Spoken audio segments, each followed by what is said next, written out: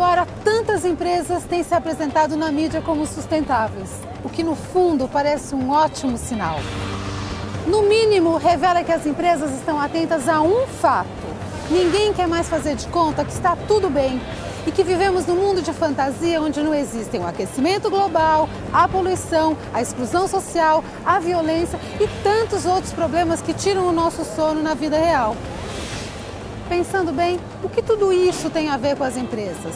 Como o tema da sustentabilidade chegou com tanta força no universo corporativo? Afinal, num passado nada remoto, a conversa não era bem essa.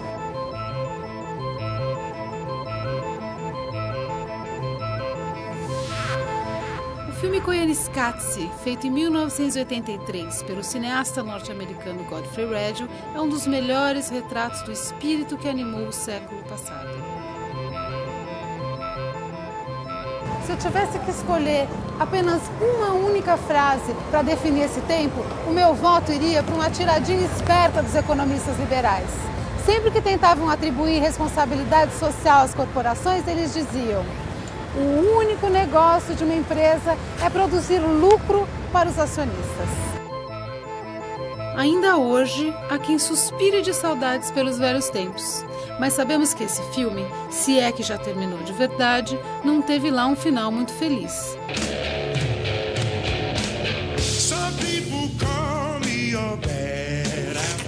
Um outro documentário mais recente, A Corporação, registra o impacto da série de escândalos que abalou o mundo corporativo na virada do século.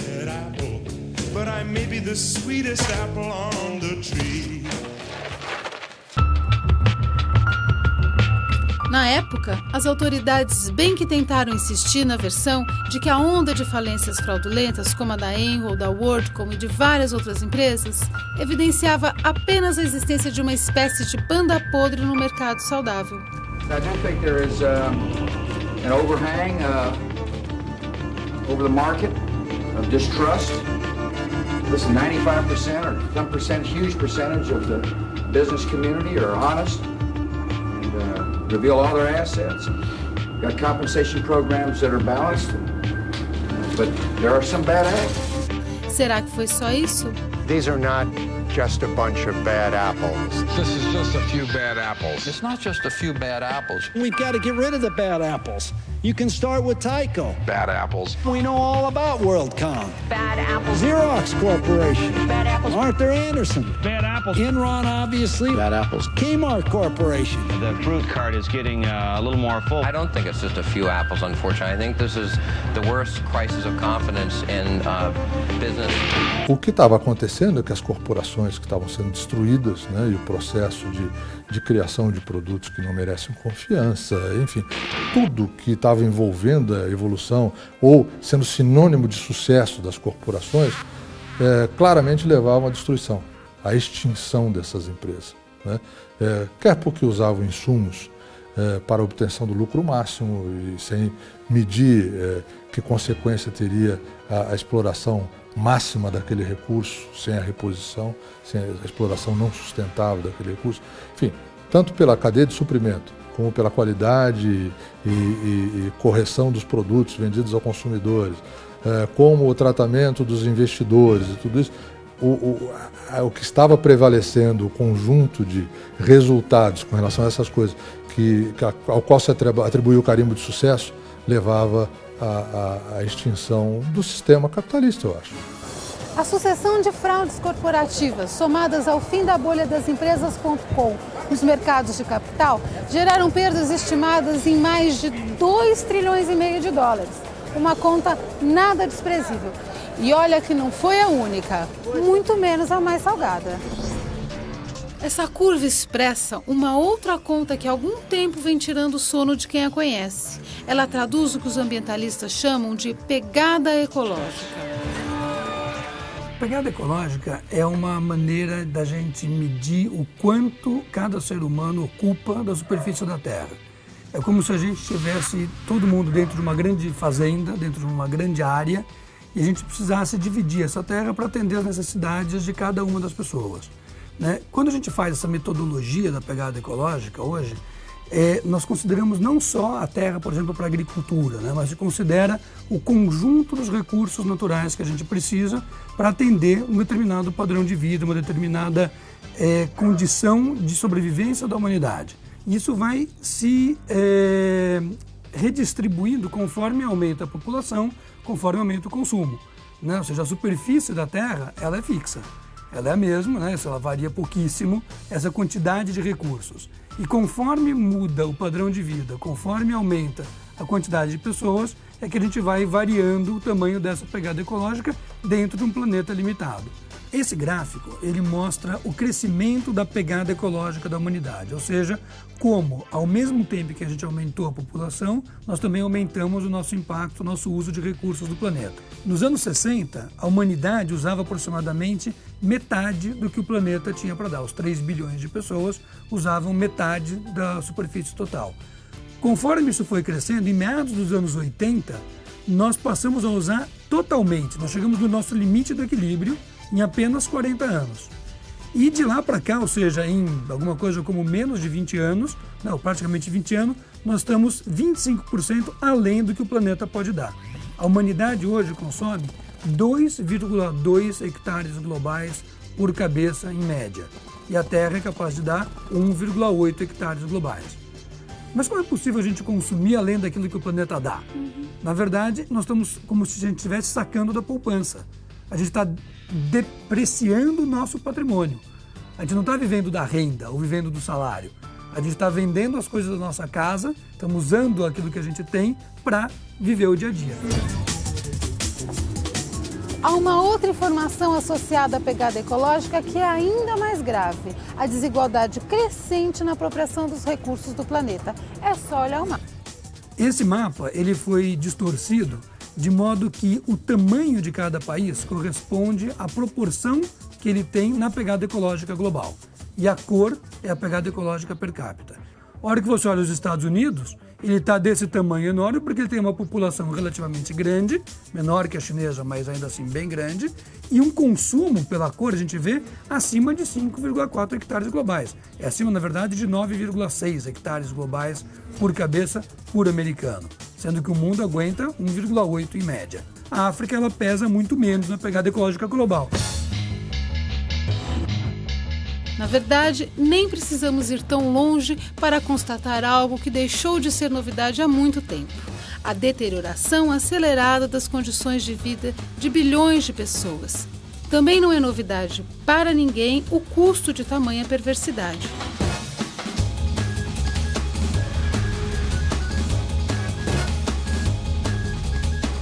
Mas vamos supor que a exclusão social seja apenas um acidente de percurso, uma espécie de turbulência passageira nessa viagem rumo ao paraíso a que estamos sendo conduzidos pela velha mão invisível do mercado. Um paraíso em que os 6 bilhões de seres humanos que vivem por aqui tenham acesso a todos os produtos e serviços hoje disponíveis apenas para os cidadãos mais ricos. E isso é sustentável? De jeito nenhum, né? Quer dizer, a gente viver num planeta, num lugar que a gente consome mais do que o planeta é capaz de dar, e que a ambição da imensa maioria das pessoas é conseguir ir muito além disso, é totalmente inviável, né?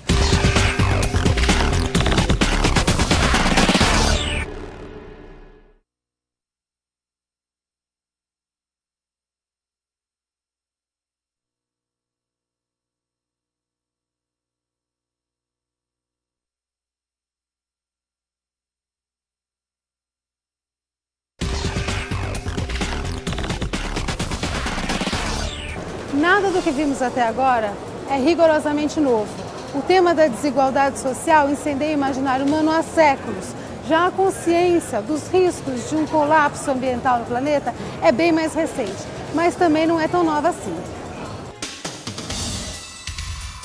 Já se vão 15 anos do grande evento que marcou definitivamente a entrada do tema na agenda mundial, a Rio 92. Organizada pela ONU, com a presença de governantes de praticamente todos os países do planeta.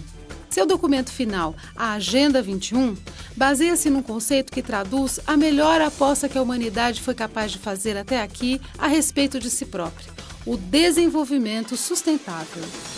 O desenvolvimento sustentável é uma equação na qual você tenta compatibilizar 3 dimensões importantes: a econômica, a social e a ambiental.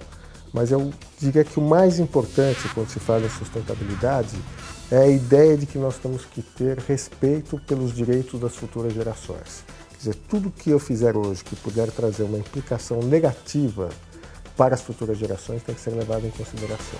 E por que as empresas resistiram tanto para aplicar esse conceito de desenvolvimento sustentável? Porque no ambiente de negócios não se conceituava que o papel, que a tarefa do desenvolvimento competia às empresas. Se conceituava que a tarefa do desenvolvimento competia ao Estado. Como as empresas não queriam que o Estado assumisse atribuições da iniciativa privada e também se recusavam a assumir atribuições que elas consideravam do Estado. Então a expressão desenvolvimento ficou longe do linguajar do ambiente de negócio durante muito tempo. Com as oportunidades fantásticas propiciadas pela internacionalização dos mercados e por um ciclo promissor de inovações, não era mesmo de se esperar que a questão da sustentabilidade seduzisse de imediato o universo corporativo. Era preciso algo mais para que isso acontecesse. Com a globalização, começou a surgir um fato absolutamente inesperado e não previsível, tanto na economia como na ciência política, que foi a emergência de novas forças ou novos atores no cenário da globalização. Quando as empresas começaram a se confrontar com grupos de interesse, grupos de consumidores conscientes, movimentos ambientalistas, movimentos que questionavam a saúde, o risco à saúde embutida nos produtos, o papel das indústrias farmacêuticas, o papel da indústria de alimentação, o impacto da indústria de alimentação em cadeias produtivas e agribusiness na relação com o desflorestamento. Todas essas questões de causa e efeito, essa interdependência que a questão global colocou, não era em absoluto familiar para os empresários. A gestão tradicional é uma gestão voltada para resultados e muitas vezes dentro do marco legal a resultados a qualquer custo, ao menor custo possível de recursos. E essas novas questões começaram a trazer para o empresariado uma percepção de que gestão no mundo globalizado é, antes de mais nada, uma gestão sistêmica. E uma gestão sistêmica só pode ser feita dentro de uma abordagem de multi-stakeholders, isso é, envolvendo todas as partes interessadas. Aos poucos, a ficha começou a cair. Aqui e ali, CEOs, investidores e líderes empresariais começaram a perceber que havia algo errado com um sistema que sempre se gabou de sua eficácia na alocação de recursos produtivos.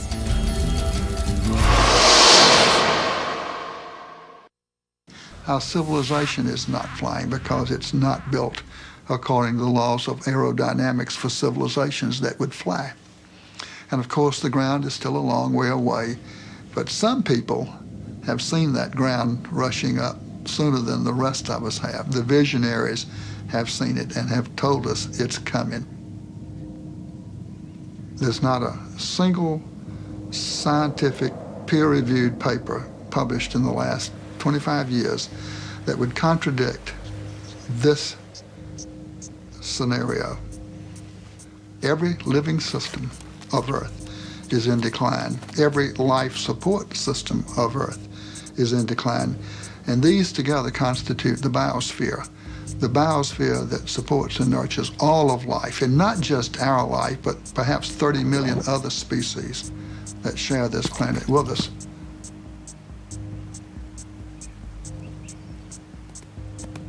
The typical company of the 20th century, extractive, wasteful, abusive, linear in all of its processes, taking from the earth, making, wasting, sending its products back to the biosphere, waste to a landfill. I myself was amazed to learn just how much stuff the earth has to produce through our extraction process to produce $1 of revenue for our company. When I learned, I was flabbergasted.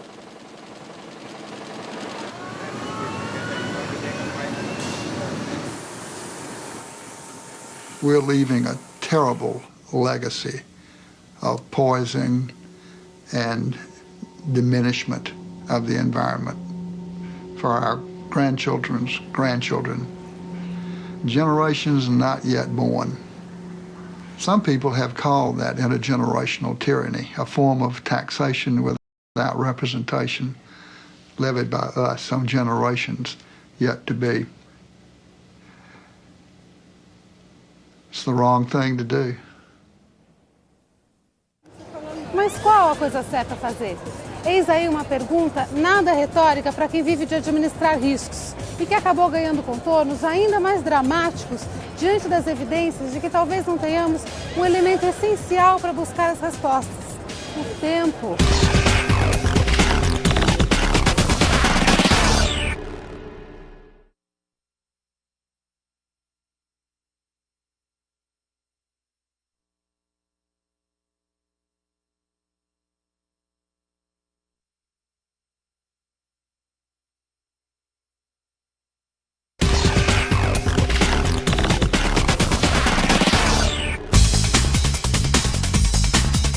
Não há mais como ocultar os impactos do modo tradicional como produzimos, consumimos e convivemos. É cada vez mais evidente que a degradação ambiental e as mudanças aceleradas do clima do planeta ameaçam a própria continuidade da vida.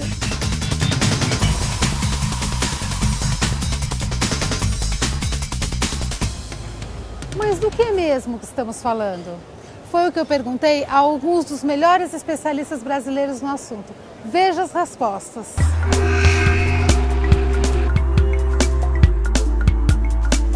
Sustentabilidade é uma inovação. Sustentabilidade é um novo modo de olhar a empresa, quer dizer, o papel da empresa. Hoje, o lucro é importante, se reconhece que a empresa tem que ter lucro, mas é uma condição necessária, mas não é suficiente. Ela tem que ter lucro, mas ela tem que ser sustentável, ou seja, ela tem que ser responsável no que eu disse, ambiental, social e econômico. Em diferentes países do mundo há iniciativas que estão mapeando e, vamos dizer, analisando as empresas de acordo com esses critérios.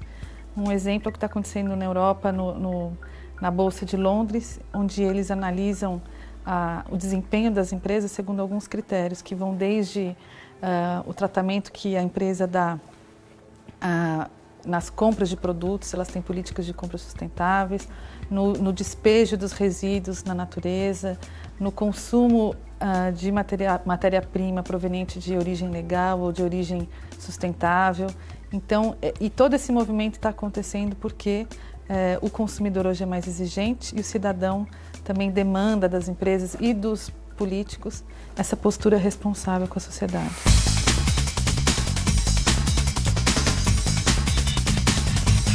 Eu acho que não existe empresa sustentável no mundo. Né? Por quê? Porque a gente ainda está saindo de um paradigma anterior. Ou seja, nós estamos vindo de uma visão em que a gente podia desperdiçar coisas, que a gente podia usar energia indefinidamente, que todo mundo tem que se adaptar. Eu acho que tem empresas que já avançaram vários passos na direção de uma maior sustentabilidade, né? E outras que eventualmente nem começaram a pensar no assunto. E aí tem um diferencial importante, e daí a gente tem que destacar e valorizar com muita clareza aquelas empresas que já se destacam na busca pela sustentabilidade. Não dá para cobrar que ela seja totalmente sustentável aqui e agora, mas sim dá para esperar que ela sirva de inspiração para outras e que ela se coloque em novos desafios. Muitas empresas que se apresentam no mercado como empresas sustentáveis ou empresas que buscam a sustentabilidade restringem suas ações ao movimento de mostrar alguma coisa, de trabalhar a sua própria imagem. Nós sabemos que hoje a imagem não é essencial, o essencial é a reputação. Essas empresas estão correndo um risco muito grave, porque na medida em que elas constroem imagens voltadas, imagens marcadas pela ideia da sustentabilidade, e essa imagem ela não é sustentada por uma reputação real, que é fundamentada em ações e estratégias reais, essa imagem se torna muito vulnerável e pode ser quebrada em qualquer crise. A gente hoje vê que as empresas ainda, e acho que esse é um grande ponto, se focam muito no seu curto prazo ou no seu balanço, e os investidores também. Né? A gente hoje, quando pega o planejamento de uma empresa de ciclo mais longo, uma empresa de mineração, uma grande produtora de matérias-primas, e ela olha 5, 10, 15 anos para frente, você não vê nesse planejamento discussões sobre o que significa reduzir o consumo de energia, o que significa você rever o modelo de como a humanidade está se organizando. Isso ainda não está nos balanços, ainda não está nos planejamentos de longo prazo e precisa estar. As empresas têm que, além dos discursos e dos compromissos públicos e políticos de que adotam sustentabilidade, elas têm que demonstrar efetivamente no que consiste essa sustentabilidade. Como? Fixando, em primeiro lugar, metas de desempenho, capacidade da sociedade civil de cumprir, de fiscalizar o cumprimento dessas metas, sinalizar para as partes interessadas, para os stakeholders desses compromissos e o acompanhamento. Concretamente falando, uma empresa ela resolve diminuir o lançamento de gases de efeito estufa. Portanto, ela fixa uma meta 30% até 2010, ela tem que publicar esta redução e ela tem que permitir que ONGs ou entidades com credibilidade possam monitorar para saber se o seu compromisso está efetivamente sendo realizado ou não. E tem uma série de instrumentos hoje que estão sendo desenvolvidos na direção de ajudar as empresas a enxergarem esse caminho, a pensarem como elas podem ser produtivas, né? Acho que um desses instrumentos conhecido aqui no Brasil, que nasceu aqui no Brasil, são, por exemplo, os indicadores Ethos, que é um instrumento muito disseminado, muito conhecido. Você tem hoje o Índice de Sustentabilidade Empresarial, o ISE, da Bovespa, que procura direcionar a atenção dos investidores do mercado de capitais e das empresas que querem capturar esses investimentos na direção da sustentabilidade também. E você tem uma iniciativa global, né, que é a ISO 26000, da qual eu faço parte, que estou ajudando a construir essa norma junto com vários outros brasileiros, em que a gente está procurando fazer essa transformação de grandes princípios, né, de ideias que se haviam consolidado ao longo das últimas décadas em práticas gerenciais. As empresas que vão se dar melhor, então, não são simplesmente aquelas que vão estar reagindo ao que o consumidor pediu quando o consumidor pedir. As empresas que se dão melhor são aquelas que antecipam as tendências, aquelas que estão enxergando e desenvolvendo essa tendência e as necessidades que vão aparecer. Aquelas que já perceberam de que o que a gente está discutindo hoje em sustentabilidade não é a preocupação de meia dúzia de ecochatos ou de saudosos do comunismo que estão simplesmente pensando em como é que a gente vai fazer para ter um mundo justo.